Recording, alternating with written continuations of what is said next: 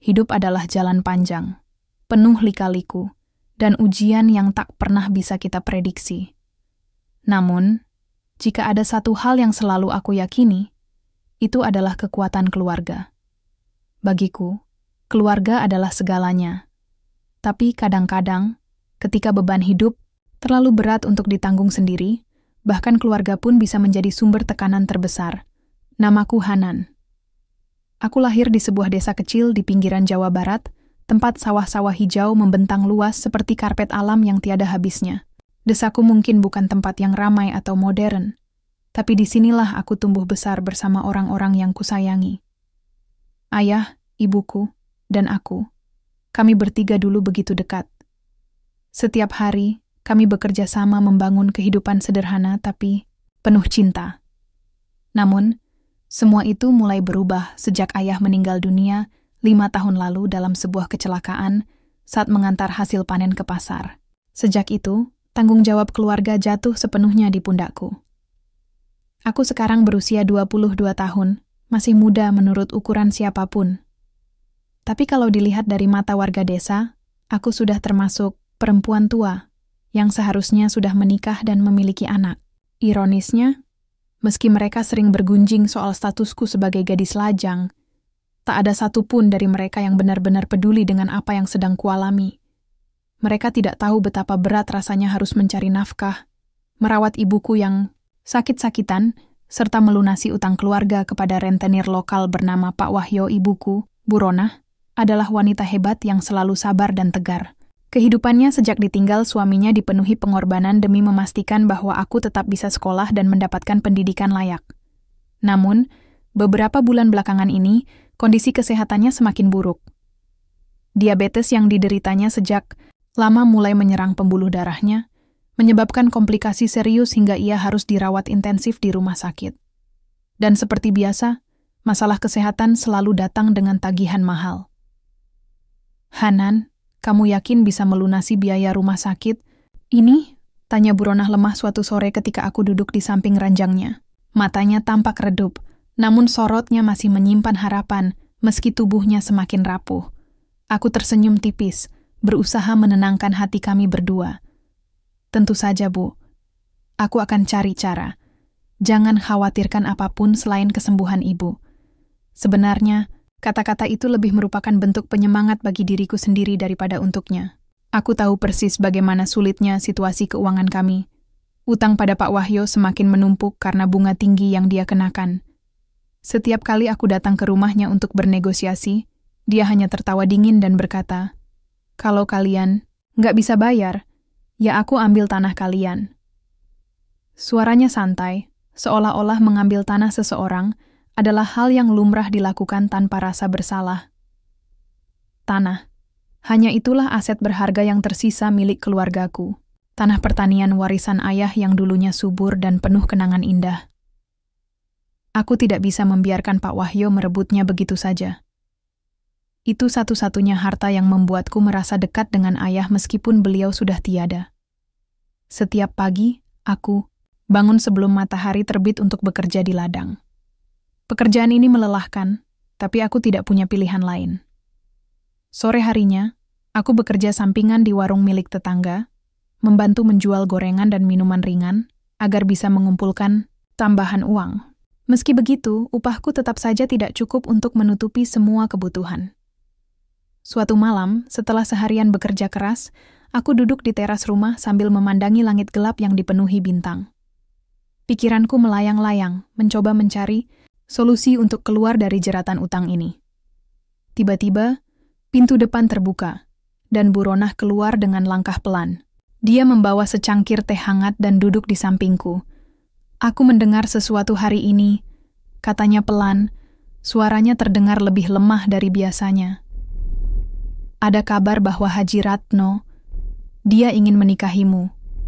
Aku langsung menoleh padanya, mataku membelalak tak percaya. Apa? Siapa bilang?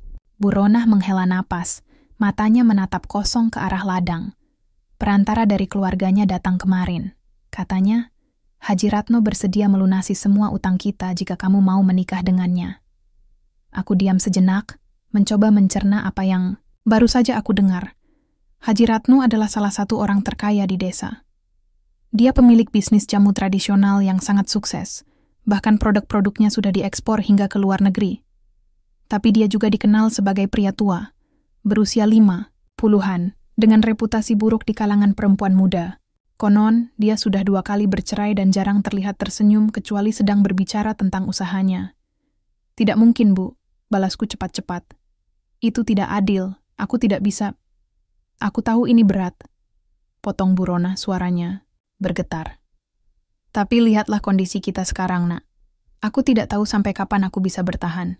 Kalau kita gagal membayar utang, kita akan kehilangan segalanya. Bahkan rumah ini mungkin akan dijual untuk menutupi biaya rumah sakit. Aku menundukkan kepala, air mata mulai menggenang di sudut mataku. Betapa kejamnya dunia ini. Mengapa nasib begitu kejam memilihku untuk menanggung semua beban ini? Esok harinya, aku memutuskan untuk pergi ke ladang lebih awal dari biasanya. Udara pagi masih dingin, embun masih menetes dari daun-daun padi. Ketika aku sedang membersihkan gulma, Andi, teman masa kecilku, tiba-tiba muncul. Dia membawa cangkul di pundaknya dan tersenyum cerah seperti biasa. "Pagi, Hanan, masih semangat kerja ya?" Sapanya riang. Aku hanya mengangguk, tidak berniat melanjutkan percakapan. Andi adalah orang yang baik, tapi aku tidak ingin membahas masalahku dengannya. Dia pasti tidak akan mengerti betapa rumitnya keputusan yang harus aku ambil. "Kamu kelihatan capek banget akhir-akhir ini," lanjutnya. Nada suaranya berubah lebih serius. "Ada apa? Apa aku bisa bantu?" Aku menatapnya sejenak, ragu-ragu. Akhirnya, aku memutuskan untuk memberitahunya tentang pinangan Haji Ratno. Reaksinya langsung berubah drastis. Wajahnya yang tadinya cerah kini tampak muram. "Jangan lakukan itu, Hanan," katanya tegas. "Kamu pantas mendapatkan kebahagiaanmu sendiri. Kamu nggak boleh mengorbankan hidupmu cuma buat utang dan ibumu." "Andi, kamu nggak ngerti," balasku, suaraku bergetar. "Ini bukan soal apa yang pantas atau enggak. Ini soal realitas. Kalau aku nggak melakukan sesuatu, kita bakal kehilangan segalanya. Ibu bisa mati kalau nggak ada uang buat biaya rumah. Sakit." Andi terdiam, matanya penuh emosi. "Kalau gitu, biar aku yang cari cara. Biar aku yang bantu kamu." Aku tersenyum getir. "Terima kasih, Andi. Tapi kamu juga tahu, kita nggak punya banyak waktu. Haji Ratno nggak akan menunggu lama." Beberapa hari kemudian, setelah berpikir panjang dan mempertimbangkan segala konsekuensinya, aku akhirnya mengambil keputusan. Aku akan menerima pinangan Haji Ratno. Bukan karena aku rela atau bahagia, tapi karena aku tidak punya pilihan lain. Demi ibuku, demi keluargaku, aku harus melakukannya. Saat aku memberitahu Bu Rona tentang keputusanku, dia menangis. Tangisnya bukan karena lega, melainkan karena rasa bersalah. "Maafkan aku, Nak. Maafkan ibu yang telah membuatmu harus mengorbankan hidupmu seperti ini." Aku memeluknya erat, mencoba menahan air mataku sendiri. "Nggak apa-apa, Bu. Ini demi keluarga. Lagi pula, mungkin ini adalah jalan terbaik yang bisa kita tempuh sekarang." Di tengah malam yang sunyi, aku berbaring di kasur tipisku, memikirkan apa yang akan terjadi ke depan. Otakku dipenuhi oleh pertanyaan-pertanyaan tanpa jawaban. Apakah aku benar-benar bisa hidup bahagia dengan pria tua yang bahkan belum pernah aku ajak bicara secara langsung? Apa yang akan dikatakan warga desa tentang pernikahan ini? Dan yang paling penting, apakah semua pengorbanan ini akan membawa hasil yang sepadan? Namun, satu hal yang aku yakini malam itu, apapun yang terjadi, aku harus tetap kuat. Untuk ibuku, untuk keluargaku, dan untuk masa depan yang masih samar-samar. Pagi itu, aku terbangun dengan perasaan berat yang sulit dijelaskan. Seperti ada batu besar menggantung di dadaku, menekan napas dan pikiran. Keputusanku untuk menerima pinangan Haji Ratno bukanlah sesuatu yang bisa kubatalkan begitu saja. Aku tahu bahwa langkah ini akan membawa banyak konsekuensi, baik bagi diriku sendiri maupun keluargaku. Namun ketika matahari mulai menampakkan sinarnya dari balik gunungan sawah, aku mencoba meyakinkan diri bahwa apapun yang terjadi hari ini adalah demi kebaikan bersama. Aku bangkit dari kasur tipisku, menyeka wajah dengan air dingin dari ember, plastik tua, lalu memandangi pantulan diriku di cermin retak di dinding kamarku. Mataku tampak lelah, tapi sorotnya masih menyimpan tekad kuat. Aku menghela napas panjang, mencoba meredakan rasa cemas yang terus menggerogoti hatiku. "Hanan," panggil Bu Ronah dari ruang tengah. Suaranya pelan namun penuh harap. Perantara Haji Ratno sudah datang. Aku menelan ludah, berusaha menenangkan detak jantung yang tiba-tiba berpacu lebih cepat. Dengan langkah gontai, aku melangkah keluar menuju ruang tamu kecil kami. Di sana, seorang wanita paruh baya duduk dengan sikap anggun, mengenakan kebaya tradisional yang elegan. Dia adalah Nyonya Suryani, perantara keluarga Haji Ratno. Senyumnya ramah, tapi ada aura formalitas yang membuat suasana terasa tegang. "Selamat pagi, Hanan," katanya sambil menyerahkan sebuah amplop tebal kepada ibuku. "Ini adalah uang muka sebagai tanda keseriusan keluarga Haji Ratno dalam melamar Anda. Semua utang keluarga Anda kepada Pak Wahyo juga telah dilunasi." Aku menatap amplop itu dengan campuran antara lega dan ketidaknyamanan. Lega karena beban finansial kami akhirnya terangkat, tapi tidak nyaman karena rasanya seperti menjual kebebasanku hanya demi beberapa lembar kertas itu. "Terima kasih, Nyonya," kataku pelan, suaraku hampir tak terdengar. "Tapi, apakah saya boleh bertemu langsung dengan Haji Ratno sebelum acara pernikahan?" Nyonya Suryani tersenyum simpul. "Tentu saja, keluarga Haji Ratno sangat terbuka untuk pertemuan. Mereka ingin memastikan bahwa hubungan ini dibangun atas dasar saling pengertian." Setelah perantara itu pergi, aku duduk di samping Bu Ronah, meremas tanganku erat-erat. Aku tahu ini adalah langkah besar, tapi aku belum siap sepenuhnya. Pikiranku dipenuhi oleh berbagai pertanyaan. Apa yang akan dikatakan orang-orang tentangku? Bagaimana reaksi warga desa terhadap pernikahan beda usia ini? Dan yang paling penting, bisakah aku benar-benar hidup bahagia dengan pria tua yang hampir 2 kali usiaku? Beberapa hari kemudian, aku akhirnya bertemu Haji Ratno di rumahnya. Rumah itu besar, megah, dan sangat berbeda dari kondisi sederhana di mana aku biasa tinggal.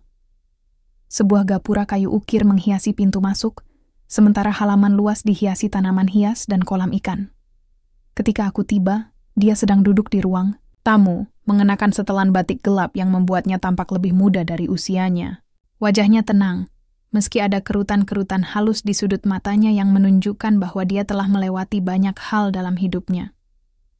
"Selamat sore, Hanan," sapanya dengan nada hangat, senyumnya tipis namun tulus. "Silakan duduk."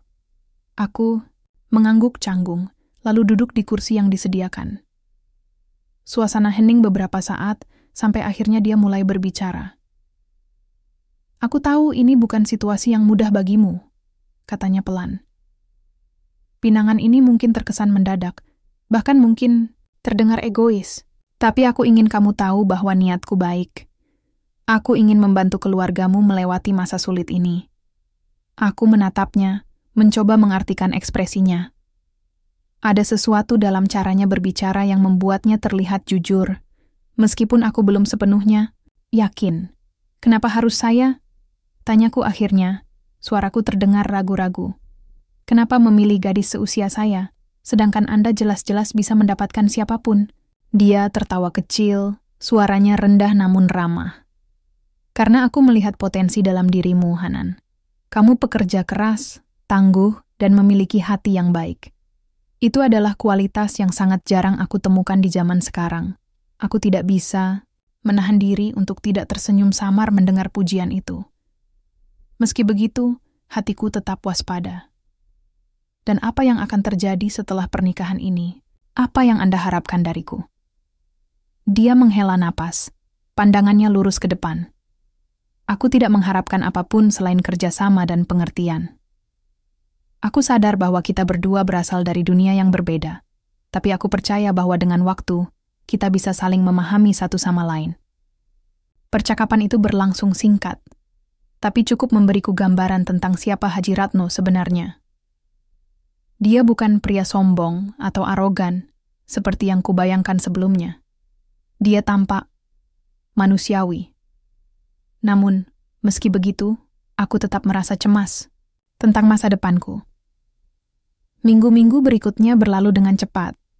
Persiapan pernikahan berjalan lancar, meskipun aku merasa seperti boneka yang diputar oleh orang lain. Setiap kali warga desa melihatku, mereka selalu bergosip tentang betapa beruntungnya aku karena dinikahi oleh salah satu pria terkaya di desa.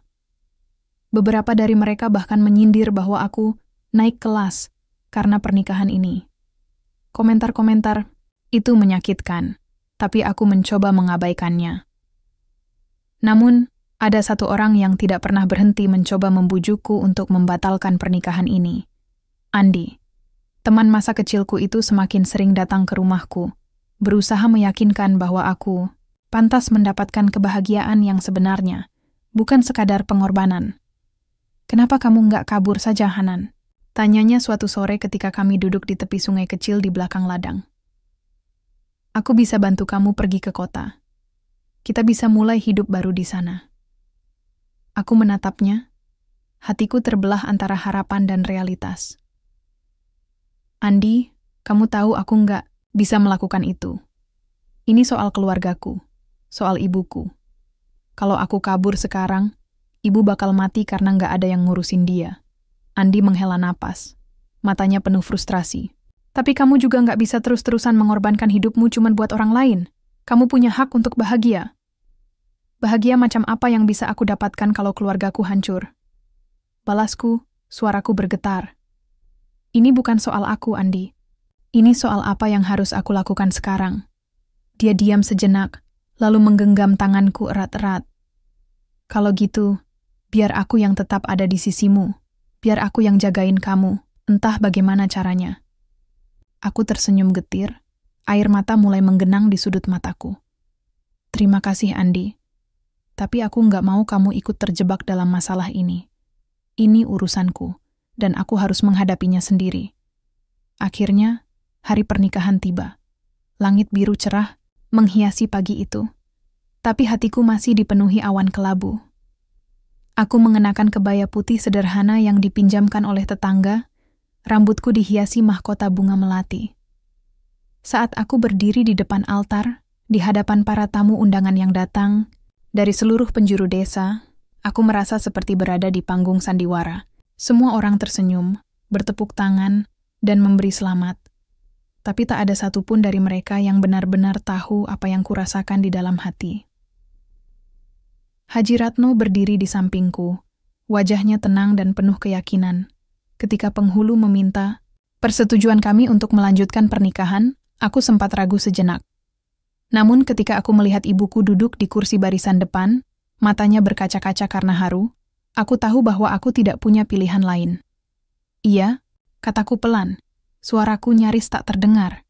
"Iya," ulang Haji Ratno, nada suaranya mantap. Saat penghulu mengucapkan doa penutup, aku merasa seperti baru saja menandatangani kontrak yang akan mengubah hidupku selamanya. Kontrak yang penuh ketidakpastian, tantangan, dan mungkin juga kebahagiaan. Meskipun aku belum benar-benar yakin apakah kebahagiaan itu akan datang.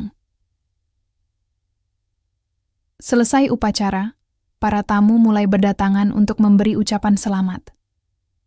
Beberapa dari mereka memberi senyum tulus, sementara yang lain hanya menatapku dengan pandangan penuh rasa iba. Aku mencoba menjaga senyum di wajahku, meskipun hatiku meronta-ronta ingin menangis. Malam itu, ketika semua tamu sudah pulang dan suasana mulai sepi, aku duduk di samping jendela kamar tidur baruku. Ini adalah pertama kalinya aku berada di rumah Haji Ratno, dan segala sesuatunya terasa asing. Ruangan itu luas, dihiasi furnitur mahal yang terlihat lebih cocok untuk istana daripada rumah sederhana.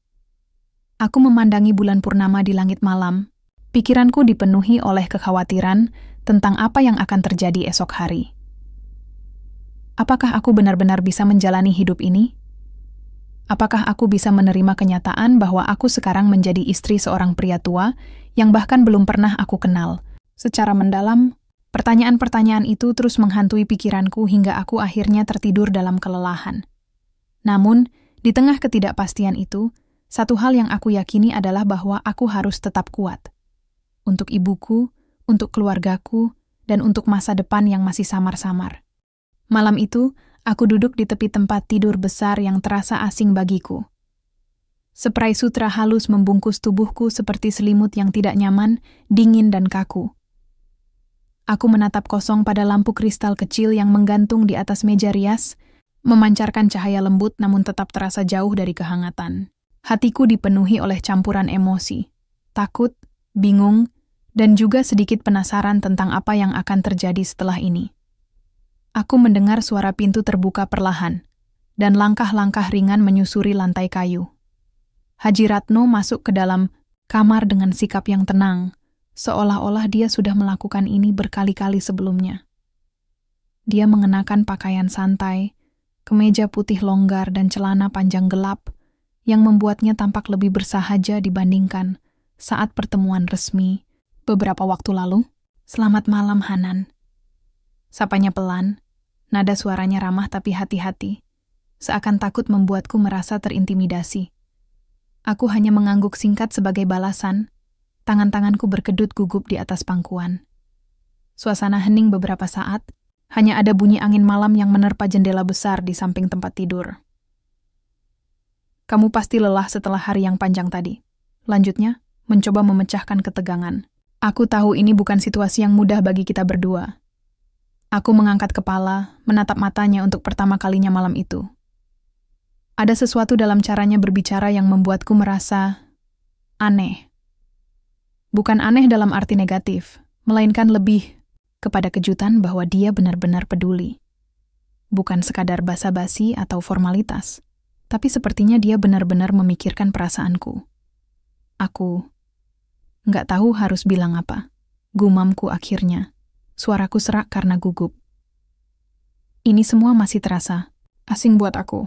Dia tersenyum tipis, lalu duduk di kursi dekat jendela, menjaga jarak yang cukup aman dariku. "Kita punya banyak waktu untuk saling mengenal, Hanan. Kamu nggak perlu buru-buru memberikan jawaban atau reaksi apapun. Yang penting sekarang adalah kamu merasa nyaman di sini." Aku tertegun mendengar kata-katanya. Entah kenapa, ucapannya terasa begitu tulus, bahkan lebih tulus daripada yang pernah kubayangkan.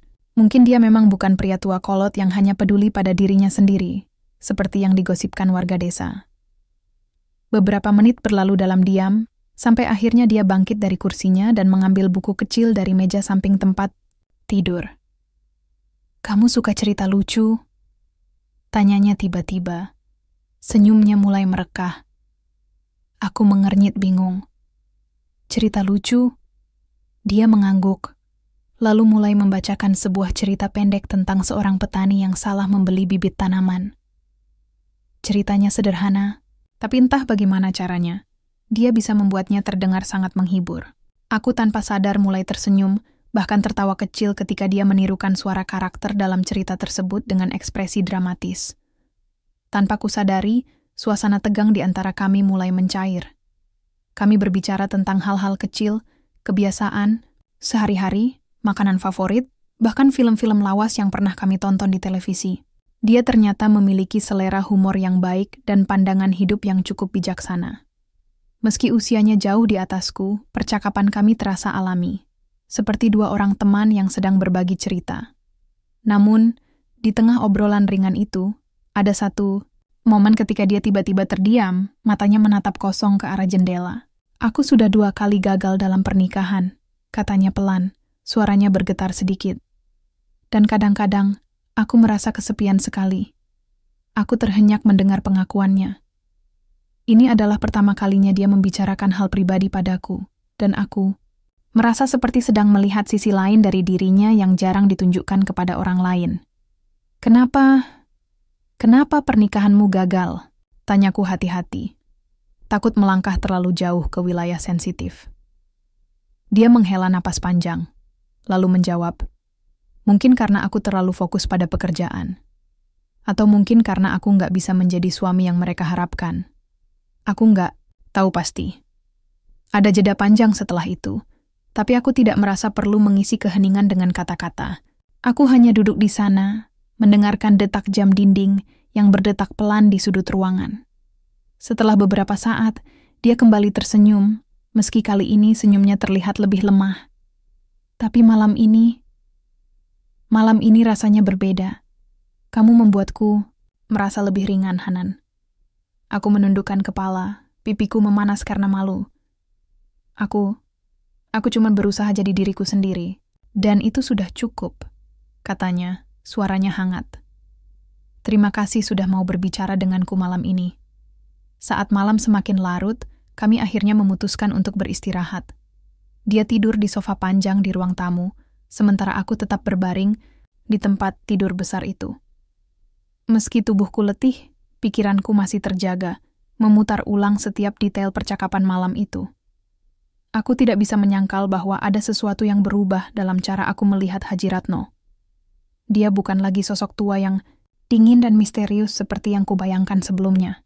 Dia manusia, sama seperti aku, dengan segala kerapuhan dan kelemahannya. Dan entah bagaimana, meski hubungan ini dimulai dengan motivasi yang tidak ideal, aku mulai merasa bahwa mungkin ada harapan untuk masa depan yang lebih baik. Keesokan paginya, aku bangun dengan perasaan yang sedikit lebih ringan. Cahaya matahari masuk melalui celah tirai, menerangi ruangan dengan kehangatan yang menenangkan.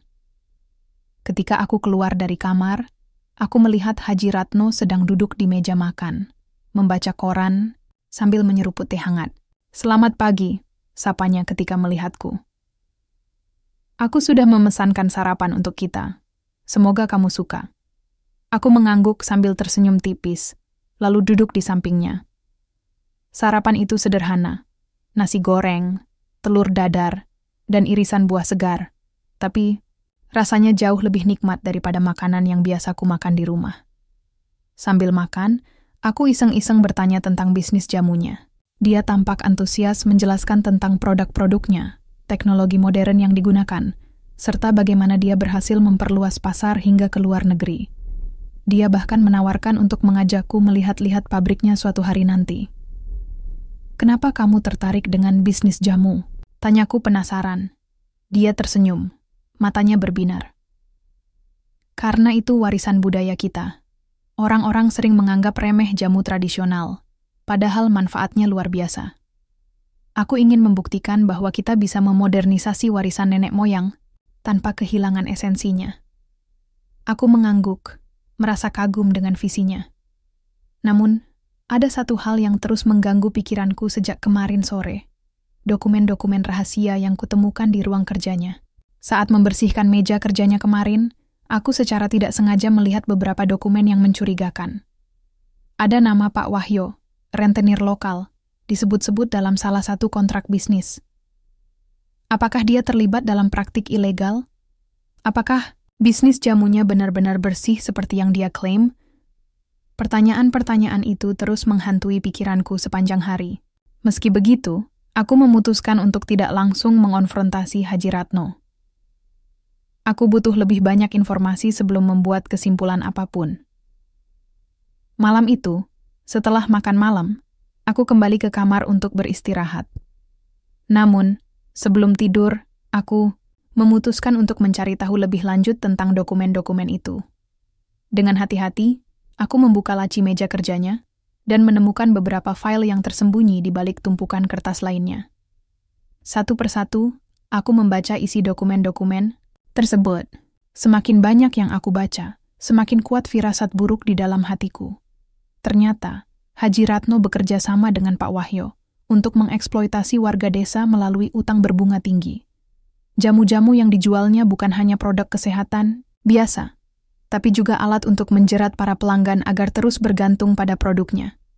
Bahkan ada indikasi bahwa beberapa bahan baku jamu tersebut diduga mengandung zat kimia yang tidak sesuai standar. Aku merasa seperti dikhianati. Betapa ironisnya bahwa pria yang baru saja mulai kuhargai ternyata terlibat dalam praktik yang sangat merugikan orang-orang di sekitarku. Tapi aku tidak bisa gegabah. Aku butuh bukti lebih konkret sebelum mengambil langkah apapun. Untuk saat ini, aku hanya bisa menyimpan rahasia ini dalam hati, sambil mencari cara untuk mengungkap kebenaran tanpa membahayakan ibuku atau keluargaku. Di tengah malam yang sunyi, aku berbaring di tempat tidur, memikirkan apa yang harus kulakukan selanjutnya. Apakah aku bisa melawan sistem yang begitu besar dan kuat? Atau apakah aku harus menyerah dan menerima bahwa hidupku sekarang terikat pada pria ini, dengan segala kekurangan dan dosa-dosanya? Namun, satu hal yang aku yakini malam itu adalah bahwa aku tidak bisa diam saja. Jika ada kesempatan untuk membela keadilan, aku harus mengambilnya. Meski itu berarti aku harus menghadapi konsekuensi yang mungkin lebih besar daripada yang bisa kubayangkan. Pagi itu, aku terbangun dengan perasaan berat yang sama seperti malam sebelumnya. Dokumen-dokumen yang kubaca semalam masih terngiang jelas dalam pikiranku, membuatku merasa seperti sedang ditarik ke dalam pusaran masalah yang jauh lebih besar daripada yang bisa kubayangkan. Aku mencoba menenangkan diri dengan memandangi langit biru cerah di luar jendela, tapi hatiku tetap gelisah. Aku tahu bahwa ini bukan hanya tentangku lagi. Ini tentang warga desa, tentang orang-orang yang selama ini hidup dalam tekanan utang kepada Pak Wahyo dan bergantung pada jamu-jamu Haji Ratno tanpa menyadari risikonya. Bagaimana mungkin pria yang tampak begitu bijaksana dan ramah malam itu bisa terlibat dalam praktik-praktik seperti ini? Apakah semua kebaikannya hanyalah topeng untuk menutupi kejahatan yang lebih besar? Setelah sarapan, aku memutuskan untuk menjelajahi rumah Haji Ratno lebih lanjut. Dia sedang ada rapat di pabriknya hari itu, memberiku cukup waktu untuk melanjutkan penyelidikan. Hatiku berdebar-debar saat aku membuka pintu ruang kerjanya yang terkunci, menggunakan kunci cadangan yang kutemukan di laci meja tamu. Aku tahu ini salah, mencuri informasi dari suamiku sendiri, tapi aku tidak punya pilihan lain. Aku harus tahu lebih banyak. Di dalam ruang kerjanya, aku mulai mencari dokumen-dokumen tambahan yang mungkin bisa memberikanku gambaran lebih jelas tentang operasi bisnisnya. Di rak buku besar di sudut ruangan, aku menemukan sebuah folder tebal berlabel Projek Kemitraan. Saat aku membukanya, mataku langsung tertuju pada nama-nama perusahaan farmasi besar yang bekerja sama dengan Haji Ratno. Ada juga surat-surat kontrak yang menyebutkan penggunaan bahan kimia tertentu dalam produksi jamu meskipun label produknya mengklaim sebagai 100% alami. Tapi yang paling mengejutkan adalah temuan tentang sistem penjualan jamu mereka. Ternyata, Haji Ratno telah merancang skema pemasaran piramida yang sangat licik. Warga desa tidak hanya menjadi pelanggan tetap, tapi juga didorong untuk merekrut anggota keluarga atau tetangga mereka agar bergabung dalam program loyalitas yang memberikan diskon besar jika mereka membeli jamu dalam jumlah besar. Program ini dirancang sedemikian rupa sehingga para pelanggan sulit lepas dari jeratnya karena semakin banyak mereka membeli, semakin dalam mereka terjerat utang. Aku merasa marah dan kecewa. Betapa kejamnya sistem ini. Orang-orang yang sudah susah payah mencari nafkah dipaksa untuk terus membeli produk-produk yang tidak mereka butuhkan, hanya demi mendapatkan potongan harga yang sebenarnya tidak berarti apa-apa dibandingkan dengan utang yang mereka akumulasi. Saat aku tenggelam dalam pikiran-pikiran muram itu, telepon genggamku berbunyi. Itu Andi. Suaranya terdengar cemas ketika dia berkata, "Hanan, kamu nggak akan percaya ini. Aku nemuin sesuatu soal Haji Ratno." Jantungku berdegup cepat. "Apa?" "Aku nggak bisa ngomong sekarang. Ketemu aku di ladang sore ini?" "Ya." Sore harinya, aku bertemu Andi di tepi sawah tempat kami biasa duduk bersama. Matanya terlihat lelah, tapi sorotnya penuh tekad. Dia langsung mengeluarkan beberapa foto dan dokumen dari dalam tas kecilnya. "Inilah alasan kenapa aku nggak pernah suka Haji Ratno," katanya sambil menyerahkan dokumen-dokumen itu padaku. "Dia bukan cuma rentenir biasa, Hanan. Dia bagian dari sindikat besar yang mengeksploitasi petani di seluruh daerah ini." Aku membaca isi dokumen-dokumen itu dengan hati-hati. Semua informasi yang Andi temukan benar-benar cocok dengan apa yang sudah kuduga dari dokumen-dokumen di ruang kerja Haji Ratno. Bahkan, ada satu hal yang lebih mengerikan. Haji Ratno tidak hanya bekerja sama dengan Pak Wahyo, tapi juga dengan pejabat lokal yang korup. Mereka saling melindungi, memastikan bahwa tidak ada yang bisa mengungkap kebusukan mereka tanpa menghadapi ancaman serius. "Andi, kita harus ngapain sekarang?" tanyaku. Suaraku bergetar karena campuran kemarahan dan ketakutan. Andi menatapku lurus-lurus, matanya penuh keyakinan. "Kita harus ungkap semuanya. Kalau kita diam, warga desa bakal terus menderita. Kamu punya akses langsung ke Haji Ratno, Hanan. Kamu bisa cari bukti lebih banyak dari dalam rumahnya. Aku mengangguk, meski hatiku masih ragu-ragu. Tapi kalau sampai ketahuan, ibuku bisa dalam bahaya. Demi Bu Rona juga, Hanan, balas Andi tegas. Kalau sistem ini nggak dihentikan, nggak cuma ibumu yang akan terus menderita. Semua orang di desa ini bakal jadi korban. Aku menarik napas panjang, mencoba menenangkan diri. Baiklah, aku akan cari cara untuk mengumpulkan lebih banyak bukti. Tapi kita harus hati-hati. Beberapa hari berikutnya, aku mulai mencatat setiap detail yang bisa kugunakan sebagai bukti. Aku merekam percakapan antara Haji Ratno dan asisten-asistennya tentang strategi pemasaran baru, mencuri salinan email penting dari laptopnya, bahkan merekam obrolan teleponnya saat dia berbicara dengan mitra bisnisnya. Semua data ini kusimpan di flash disk kecil yang kusembunyikan di dasar kotak perhiasan di lemari pakaianku. Namun, semakin banyak informasi yang kudapatkan, semakin kuat rasa bersalah yang menyelimuti hatiku. Setiap kali aku berbicara dengan Haji Ratno, aku merasa seperti sedang bermain api. Di satu sisi, dia tetap bersikap baik padaku, bahkan mulai menunjukkan sisi-sisi manis yang membuatku nyaris lupa bahwa dia terlibat dalam praktik ilegal. Di sisi lain, aku tahu bahwa aku sedang memanfaatkan kepercayaannya untuk menghancurkannya. Suatu malam, saat kami sedang makan malam bersama, dia tiba-tiba bertanya, "Ada yang mengganggu pikiranmu akhir-akhir ini, Hanan? Kamu kelihatan lebih pendiam dari biasanya." Aku tersentak mendengar pertanyaannya, lalu mencoba tersenyum santai. "Enggak kok, aku cuma mikirin ibuku. Dia masih lemah, jadi aku khawatir gimana kondisinya." Dia mengangguk, pandangannya penuh empati. "Aku tahu pasti ini bukan situasi yang mudah buat kamu. Tapi aku yakin, dengan waktu, kamu bakal bisa menyesuaikan diri." Aku menghela napas, merasa bersalah karena sedang berbohong padanya. Namun, aku tahu bahwa ini adalah langkah yang harus aku ambil. Keberanianku untuk melawan ketidakadilan ini tidak hanya untuk diriku sendiri, tapi juga untuk ibuku, untuk Andi, dan untuk semua warga desa yang telah menjadi korban. Minggu-minggu berlalu, dan aku mulai merasa bahwa aku sudah memiliki cukup bukti untuk mengungkap kejahatan Haji Ratno. Aku memutuskan untuk bertemu Andi sekali lagi untuk membahas rencana selanjutnya. "Kita bisa laporkan semuanya ke polisi," kata Andi dengan nada antusias. "Atau kalau kamu mau langkah yang lebih aman, kita bisa bocorkan ke media nasional." Aku menggeleng pelan. Aku nggak bisa langsung lapor ke polisi. Kita nggak tahu siapa yang terlibat dalam sindikat ini. Kalau kita gegabah, bisa-bisa kasus ini malah ditutup-tutupi. Andi mengangguk setuju. "Kalau gitu, kita pakai media sosial. Sekarang kan zamannya viral. Kalau kita bisa bikin skandal ini jadi perhatian publik, pasti otoritas pusat bakal turun tangan." Aku merenung sejenak, lalu mengangguk pelan. "Baiklah, tapi kita harus hati-hati. Kalau sampai Haji Ratno tahu aku yang ngungkap semua ini, aku nggak tahu apa yang bakal terjadi." Andi meletakkan tangannya di pundakku, tatapannya penuh keyakinan. "Kamu nggak sendirian, Hanan. Aku bakal jagain kamu apapun yang terjadi."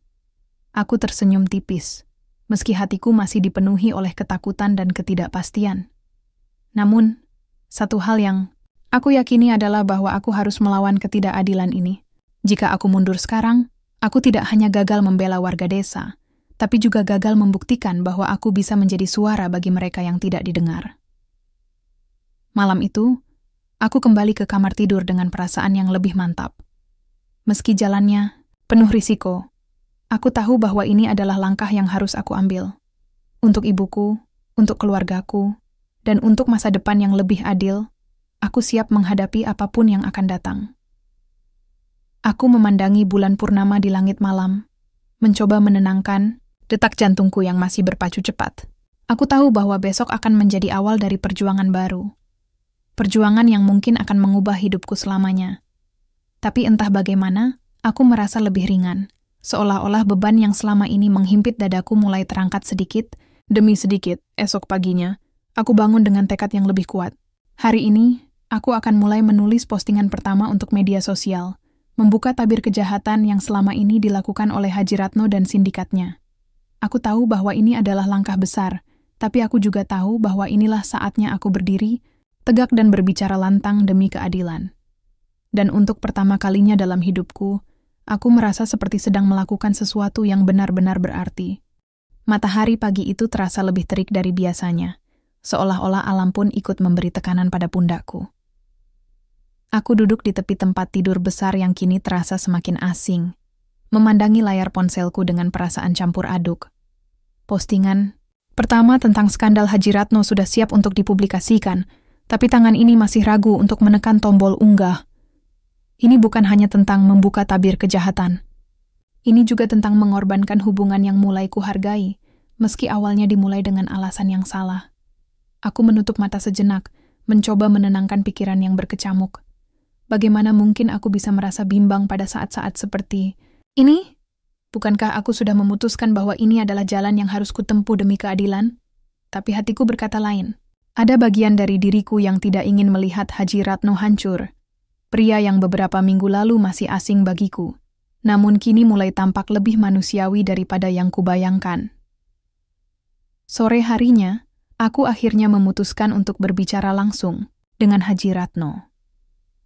Bukan untuk mengonfrontasi dia secara frontal, tapi untuk memastikan apa yang sebenarnya dia ketahui tentang sistem bisnisnya. Aku tahu ini langkah berisiko, tapi aku merasa perlu mendengar sendiri pandangannya sebelum membuat keputusan final. Ketika dia pulang dari rapat di pabrik, aku menyambutnya di ruang tamu. Dia tampak lelah, raut wajahnya sedikit murung, tapi senyumnya tetap hangat saat melihatku. Ada yang ingin kita bicarakan? Tanyanya pelan. Nada suaranya menunjukkan bahwa dia bisa merasakan ada sesuatu yang menggangguku. Aku menarik napas panjang, lalu bertanya tanpa basa-basi. Apakah kamu tahu kalau bisnismu merugikan banyak orang? Dia terdiam sejenak, matanya menyipit, seolah mencoba memahami maksudku. Apa maksudmu, Hanan? Aku meletakkan dokumen-dokumen yang kumiliki di atas meja, termasuk salinan kontrak kerja sama dengan Pak Wahyo, dan email-email internal tentang strategi penjualan jamu. Ini semua, kataku, suaraku bergetar.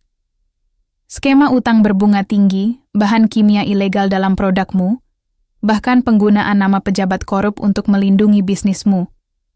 Apakah kamu benar-benar tahu apa yang terjadi di balik semua ini?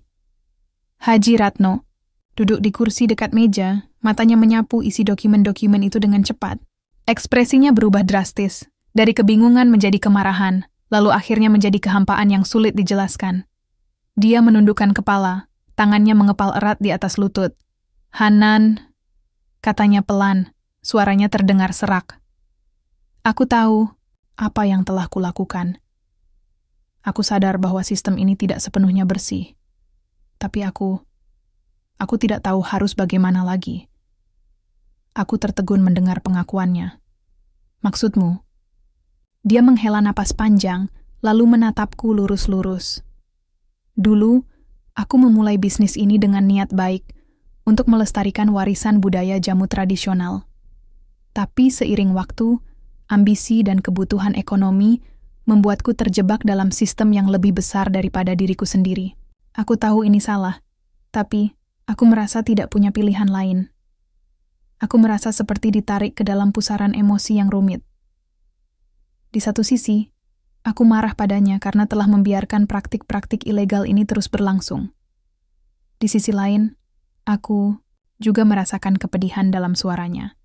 Rasa sesal yang mendalam dari seorang pria yang mungkin merasa terperangkap oleh kesalahannya sendiri. Kenapa kamu enggak berhenti saja kalau kamu tahu ini salah? Tanyaku, suaraku meninggi karena frustrasi. Dia tersenyum getir. Kalau semudah itu aku sudah melakukannya sejak lama. Tapi sekali masuk ke dalam sistem ini, sulit untuk keluar. Ada terlalu banyak kepentingan yang terlibat. Investor besar, pejabat korup, bahkan para pelanggan yang sudah terlanjur bergantung pada produk-produk kami. Aku menggigit bibirku, berusaha menahan air mata yang mulai menggenang di sudut mataku. Tapi, kamu nggak bisa terus begini, Haji Ratno. Kamu nggak bisa membiarkan orang-orang menderita cuma karena kamu nggak mau rugi. Dia mengangguk pelan, matanya berkaca-kaca. Kamu benar, Hanan. Aku tahu aku salah. Dan aku bersedia memperbaiki kesalahan itu.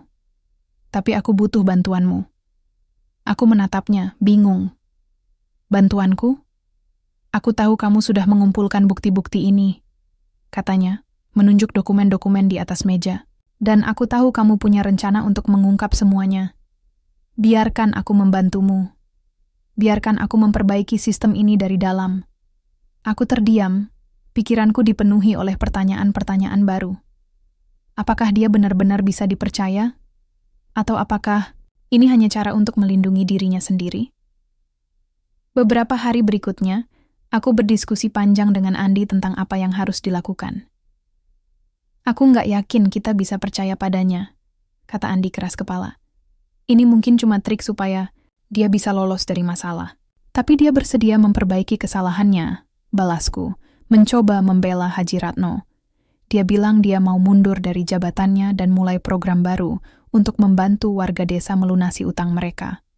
Andi menggeleng pelan. Kamu terlalu mudah mempercayai orang, Hanan. Kita nggak boleh gegabah. Kalau sampai dia ingkar janji, kita bakal kehilangan momentum untuk membongkar kejahatannya. Aku tahu Andi benar. Tapi di sisi lain, aku merasa bahwa Haji Ratno mungkin benar-benar punya niat baik kali ini. Setelah percakapan malam itu, dia mulai mengambil langkah-langkah nyata. Memanggil mitra bisnisnya untuk diskusi reformasi. Bahkan, menawarkan opsi pelunasan utang bagi pelanggan yang terjerat skema piramida. Namun keputusan akhir tetap ada di tanganku. Aku harus memilih antara dua jalan, membocorkan skandal ini ke publik dan menghadapi risiko besar, atau memberi Haji Ratno kesempatan untuk memperbaiki kesalahannya. Malam itu, aku kembali ke kamar tidur dengan perasaan yang semakin berat. Aku membuka aplikasi media sosial di ponselku. Postingan pertama itu masih menunggu untuk diunggah. Jari-jari ini gemetar saat aku menatap tombol unggah, seolah-olah seluruh dunia akan runtuh jika aku menekannya. Tiba-tiba, pintu kamar terbuka dan Haji Ratno masuk dengan langkah pelan. Dia membawa secangkir teh hangat dan duduk di sampingku. Kamu belum tidur? Tanyanya lembut. Aku menggeleng pelan, lalu menunjukkan ponselku padanya. Aku masih ragu. Haruskah aku unggah ini? Dia menatap layar ponselku, lalu menarik napas panjang. Pilihannya ada di tanganmu, Hanan. Aku tahu aku sudah melakukan banyak kesalahan. Dan aku pantas mendapatkan konsekuensi atas tindakanku. Tapi, aku juga berharap kamu bisa memberiku kesempatan untuk memperbaiki semuanya. Aku menatapnya, mencoba membaca ekspresi di matanya. Ada sesuatu dalam caranya berbicara yang membuatku merasa bahwa dia benar-benar jujur kali ini. Mungkin ini adalah kesempatan untuk membuktikan bahwa dia bisa berubah. Akhirnya, aku memutuskan untuk tidak mengunggah postingan itu, setidaknya untuk saat ini. Aku akan memberinya kesempatan untuk membuktikan niat baiknya, tapi aku juga tetap waspada. Jika dia gagal memenuhi janjinya, aku tidak akan ragu untuk mengambil tindakan lebih lanjut. Esok paginya, aku bangun dengan perasaan yang lebih ringan, meskipun bayang-bayang ketidakpastian masih menghantui. Aku tahu bahwa ini bukan akhir dari perjuanganku, tapi setidaknya aku merasa telah mengambil langkah yang tepat untuk saat ini. Setelah sarapan, aku memutuskan untuk mengunjungi ibuku di rumah sakit. Dia tampak lebih sehat dari biasanya. Matanya berbinar saat melihatku datang. "Bagaimana kabarmu, Nak?" Tanyanya pelan, suaranya penuh kasih sayang. Aku tersenyum tipis, lalu duduk di sampingnya. "Aku baik-baik saja, Bu. Aku cuma ingin memastikan ibu tetap kuat." Bu Ronah menggenggam tanganku erat-erat, matanya penuh keyakinan. "Aku tahu kamu sedang menghadapi banyak hal, Hanan. Tapi aku percaya kamu bisa melewati semuanya. Kamu anak yang kuat." Aku menundukkan kepala, air mata mulai menggenang di sudut mataku. "Terima kasih, Bu. Aku hanya ingin memastikan bahwa semua ini tidak sia-sia." Di tengah malam yang sunyi, aku berbaring di tempat tidur, memikirkan apa yang akan terjadi ke depan. Aku tahu bahwa perjalanan ini masih panjang, tapi aku juga tahu bahwa aku tidak sendirian. Ada Andi yang selalu mendukungku, ibuku yang selalu percaya padaku, dan bahkan Haji Ratno yang mulai menunjukkan itikat baik. Untuk pertama kalinya dalam hidupku, aku merasa seperti sedang berdiri di persimpangan jalan, di antara dendam dan pengampunan, antara keadilan dan penebusan. Tapi entah bagaimana, aku merasa lebih siap untuk menghadapi apapun yang akan datang. Mungkin inilah saatnya aku belajar bahwa keadilan tidak selalu hitam putih. Kadang-kadang, ada abu-abu yang perlu kita jelajahi untuk menemukan keseimbangan. Dan mungkin, hanya mungkin, ini adalah awal dari babak baru dalam hidupku, babak di mana aku bisa menemukan makna sejati dari perjuangan dan pengorbanan. Minggu-minggu berikutnya berlalu dengan cepat, penuh ketegangan dan perubahan yang tak terduga. Aku memutuskan untuk memberi Haji Ratno kesempatan, bukan karena aku sepenuhnya percaya padanya, tapi karena aku merasa bahwa ini adalah cara terbaik untuk melihat apakah dia benar-benar bisa menebus kesalahannya. Namun keputusan itu tidak datang tanpa konsekuensi. Setiap hari aku mengamati langkah-langkah yang dia ambil. Dia mulai membongkar sistem penjualan jamu yang eksploitatif, menawarkan opsi pelunasan utang kepada para pelanggan yang terjerat skema, piramida, bahkan mencoba bernegosiasi dengan Pak Wahyo untuk menghentikan praktik rentenir ilegal. Namun, bukan rahasia lagi bahwa upaya ini tidak mudah. Beberapa investor besar mulai menekan Haji Ratno, sementara pejabat korup yang selama ini bekerja sama dengannya mulai menunjukkan taring mereka. Suatu sore, saat aku sedang membersihkan ruang kerjanya, aku mendengar telepon genggamnya berdering. Tanpa sengaja, aku mendengar percakapannya dengan salah satu mitra bisnisnya. "Aku nggak peduli apa kata kamu," katanya tegas. "Ini sudah cukup lama. Sistem ini harus berubah." Namun, suara di ujung telepon lain terdengar dingin dan mengancam. "Jika kamu terus begini, jangan harap kami akan tinggal diam. Kamu tahu siapa yang kami kenal di ibu kota." Haji Ratno tertawa getir. "Lakukan apapun yang kalian mau. Aku sudah lelah hidup dalam bayang-bayang kalian." Percakapan itu membuatku sadar bahwa risiko yang kami hadapi semakin besar. Jika Haji Ratno gagal melawan tekanan dari sindikat ini, bukan hanya bisnisnya yang akan hancur, tapi juga keluarga kami, termasuk ibuku. Aku tahu bahwa aku tidak bisa hanya berdiri di samping dan menonton semuanya terjadi. Saat itulah aku memutuskan untuk mengambil langkah lebih besar. Malam itu, aku bertemu Andi di tepi sawah seperti biasa.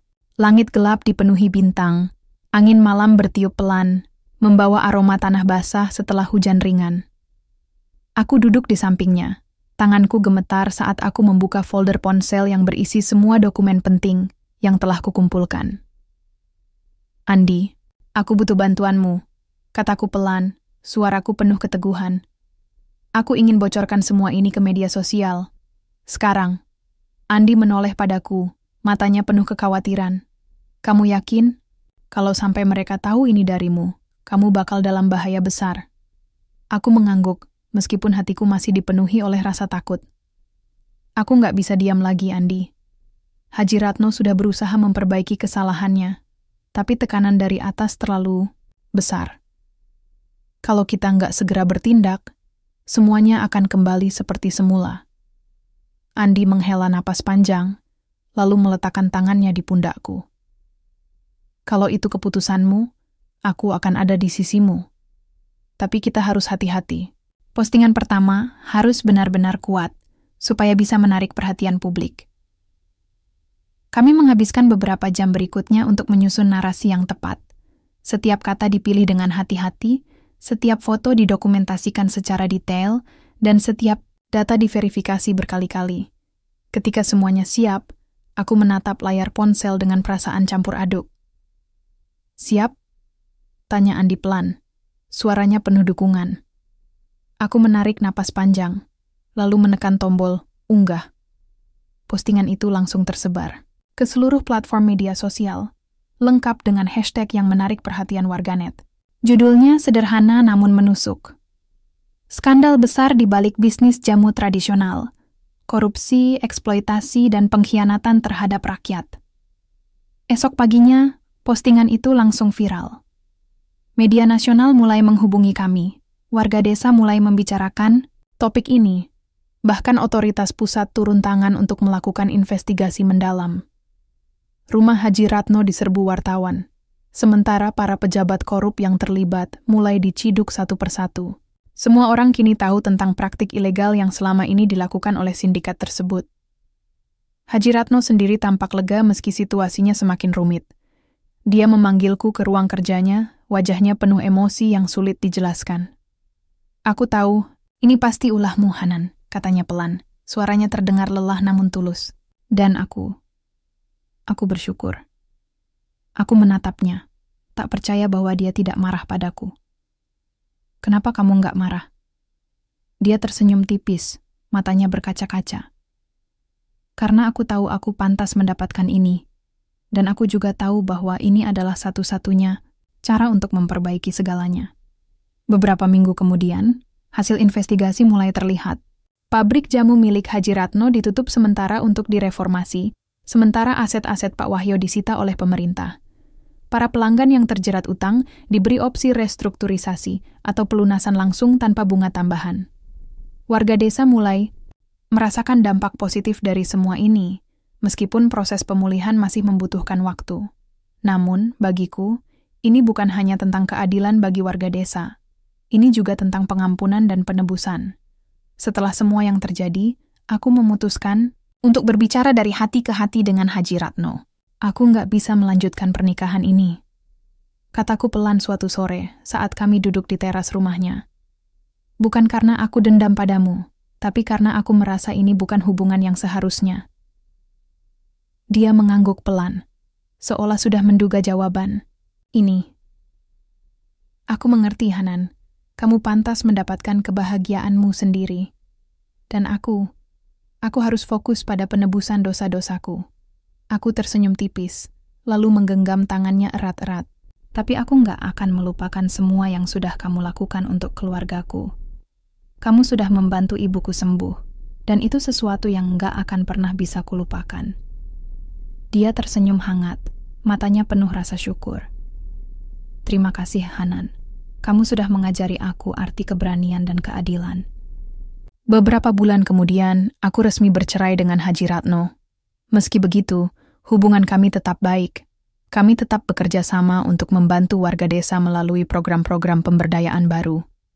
Aku juga akhirnya bisa fokus pada impian lamaku. Membuka sekolah gratis bagi anak-anak desa.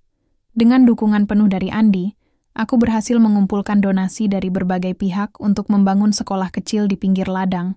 Setiap kali melihat anak-anak belajar dengan antusias, aku merasa bahwa semua pengorbanan yang kulakukan selama ini akhirnya terbayar. Suatu sore, Andi datang ke sekolah dengan senyum cerah di wajahnya. "Hanan, aku punya sesuatu untukmu," katanya, lalu mengeluarkan kotak kecil dari sakunya. Aku tersenyum bingung. "Apa ini?" Dia membuka kotak itu, memperlihatkan cincin sederhana namun indah. "Aku tahu ini bukan waktu yang ideal, tapi aku nggak bisa menunggu lebih lama lagi. Maukah kamu menjadi istriku, Hanan? Bukan karena utang atau tekanan, tapi karena aku mencintaimu sejak lama." Air mata mulai mengalir di pipiku, tapi kali ini bukan air mata kesedihan, melainkan kebahagiaan. Aku mengangguk pelan, lalu memeluknya erat. "Ya, Andi, aku mau." Desa kami kini berangsur-angsur pulih dari jerat utang dan ketidakadilan. Warga mulai bangkit, saling membantu membangun komunitas yang lebih sejahtera. Sekolah gratis yang kubangun menjadi simbol harapan baru bagi generasi muda. Aku dan Andi akhirnya menikah dalam acara sederhana yang penuh kehangatan, dikelilingi oleh orang-orang yang kusayangi. Adapun Haji Ratno, dia memilih untuk mundur dari dunia bisnis dan fokus pada kegiatan sosial. Dia mulai mengajar anak-anak desa tentang nilai-nilai budaya dan tradisi, menggunakan pengalaman hidupnya sebagai pelajaran berharga bagi masa depan mereka. Kehidupan memang penuh lika-liku, tapi aku belajar bahwa di balik setiap badai selalu ada pelangi yang menanti. Dan kali ini aku siap untuk menjalani hidup dengan hati yang lebih ringan, lebih kuat, dan penuh harapan. Cerita ini mungkin dimulai dengan kesedihan dan pengorbanan, tapi ia berakhir dengan kebahagiaan dan keadilan. Untuk pertama kalinya dalam hidupku, aku merasa benar-benar bebas.